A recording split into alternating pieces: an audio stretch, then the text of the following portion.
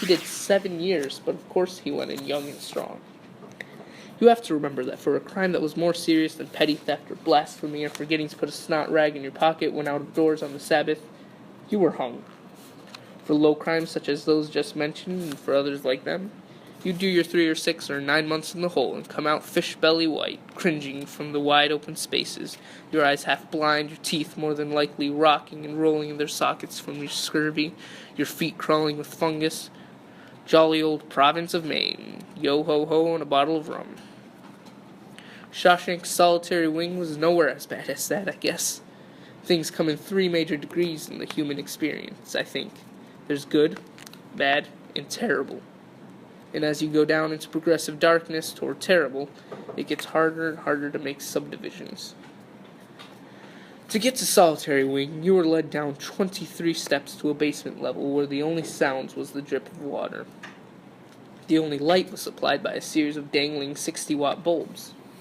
The cells were keg-shaped, like those of wall safes rich people would sometimes hide behind a picture. Like a safe, the round doorways were hinged and solid instead of barred. You got ventilation from above, but no light except for your own 60-watt bulb, which was turned off from a master switch promptly at 8 p.m., an hour before lights out in the rest of the prison. The light bulb wasn't in a wire mesh cage or anything like that.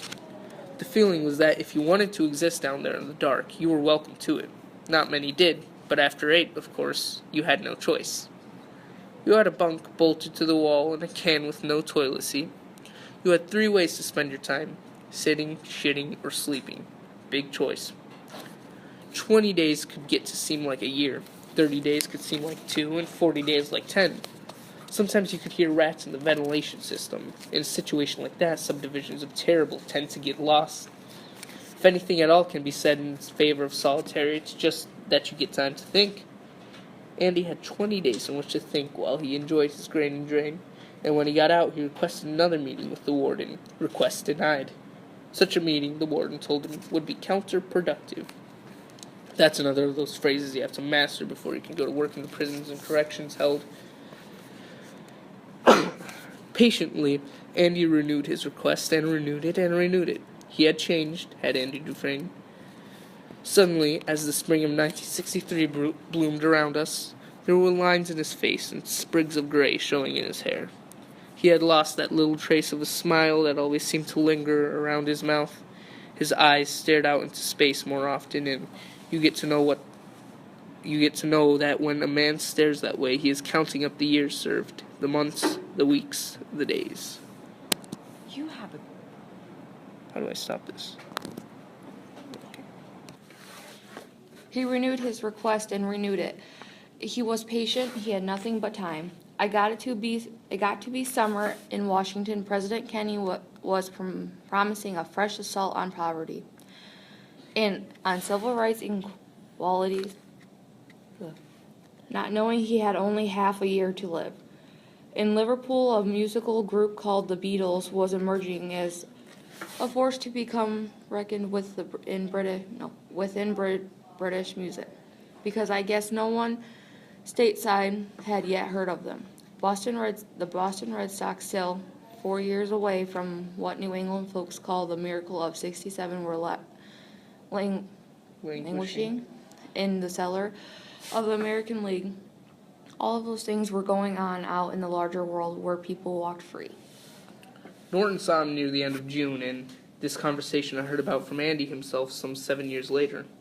If it's the squeeze, you don't have to worry, Andy told Norton in a low voice. Do you think I'd talk that up? I'd be cutting my own throat. I'd be just as indictable as... That's enough, Norton interrupted. His face was as long and cold as a slate gravestone. He leaned his back in his office chair until the back of his head almost touched the sampler, reading his judgment cometh, and that right early. But don't you ever mention money to me again, Norton said. Not in this office, not anywhere. Not unless you want to see that library turned back into a storage room and paint locker again. Do you understand? I was trying to set your mind at ease, that's all. Well, now, when I need a sorry son of a bitch like you to set my mind at ease, I'll retire. I agreed to this appointment because I got tired of being pestered. Dufresne, I want it to stop. If you want to buy this particular Brooklyn Bridge, that's your affair. Don't make it mine. I could hear crazy stories like yours twice a week if I wanted to lay myself open to them. Every sinner in this place would be using me for a crying towel. I had more respect for you, but this is the end. We got an understanding? Yes, Andy said, but I'll be hiring a lawyer, you know. What's God's name for? I think we can put it together, Andy said. With Tommy Williams and with my testimony and corroborative testimony from records and employees at the country club, I think we can put it together. Tommy Williams is no longer an inmate of this facility. What? He's been transferred. Transferred where? Cashman. After that, Andy fell silent. He was an intelligent man, but it would have taken an extraordinarily stupid man not to smell deal all over that. Cashman was a minimum security prison far up north in Aroostook County. The inmates picked a lot of potatoes, and that's hard work, but they are paid a decent wage for their labor, and they can attend classes at CVI, a pretty decent vocational technical institute, if they so desire. More important to a fellow like Tommy, a fellow with a young wife and children, Cashman had a furlough program, which meant a chance to live like a normal man. At least on the weekends, a chance to build model planes with his kids, have sex with his wife, maybe go on a picnic. Norton had almost surely dangled all of that under Tommy's nose with only one string attached. Not one more word about Elwood Blanche. Not now, not ever, or you'll end up doing hard time in the Thomastown. Down there on scenic route 1. Route, whatever. With the real hard guys, and instead of having sex with your wife, you'll be having it with some old bull queer. But why, Andy said, why would? As a favor to you, Norton said calmly, I checked with Rhode Island. They did have an inmate named Elwood Blanche. He was given what they call a provisional parole, another one of these crazy liberal programs to put criminals out on the streets. He's since disappeared. Andy said, the warden down there, is he a friend of yours? Sam Norton gave Andy a smile as cold as a Deccan's watch chain. We are acquainted, he said. Why, Andy repeated. Can't you tell me why you didn't? You did it? You knew I wasn't going to talk about anything you might have had going. You knew that, so why?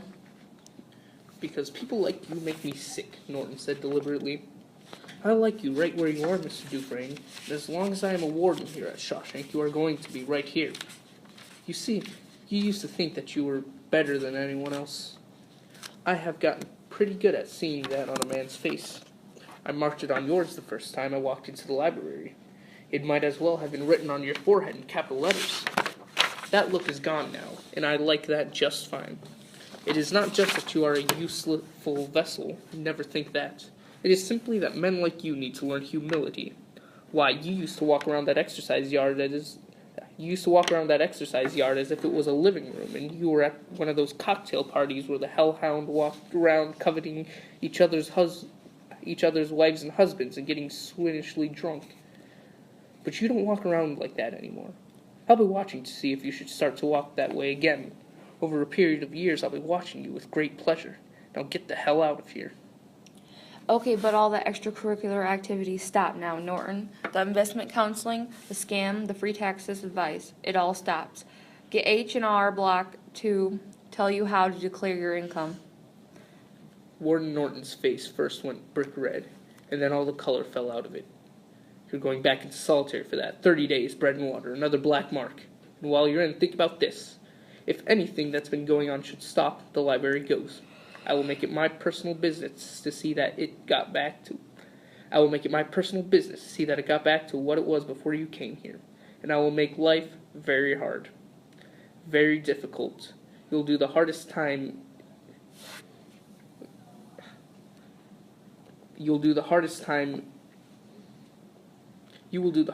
it's possible to do. You'll lose that one bunk Hilton down in cell block 5 for starters, and you'll lose those rocks on the windowsill, and you'll lose any protection the guards have given you against the sodomites. You will lose everything. Clear? I guess it was clear enough.